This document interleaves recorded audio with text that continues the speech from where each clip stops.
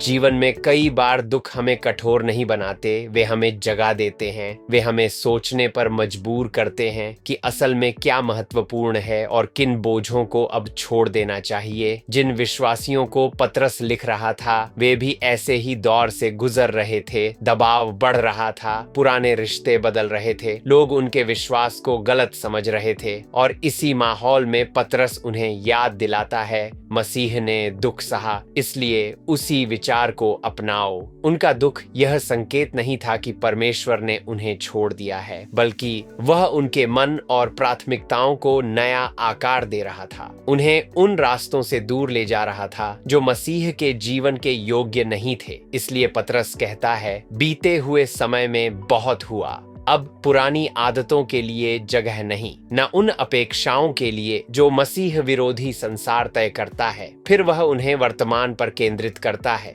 सब बातों का अंत निकट है, इसलिए संयमी और सचेत रहो ताकि प्रार्थना कर सको जब जीवन अनिश्चित लगे। पतरस का उत्तर भय नहीं, स्पष्टता है। फिर वह एक सुंदर आज्ञा देता है, सबसे बढ़कर एक दूसरे से गहरा प्रेम रखो, क्योंकि प्रेम अनेक पापों को ढांक देता है।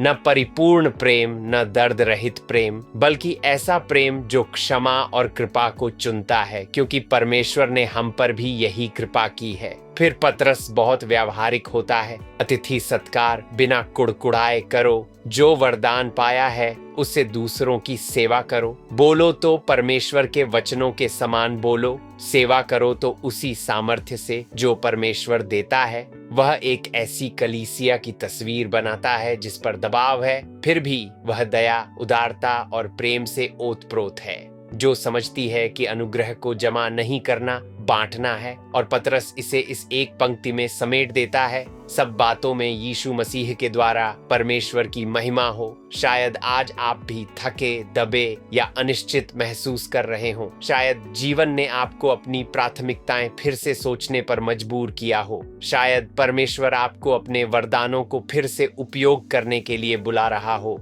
भले ही आप स्वयं को कमजोर महसूस करें। पतरस हमें एक सरल मार्ग देता है, गहराई से प्रेम करो, खुशी से सेवा करो, उदारता से बांटो, नम्रता से बोलो और परमेश्वर की महिमा के लिए जियो। शायद आपकी जिंदगी दुनिया की नजर में छोटी लगे, पर परमेश्वर के हाथों में आप उसके अनुग्रह के भंडारी हैं, और कोई है जिसे वही अनुग्रह चाहिए जो आपके पास है।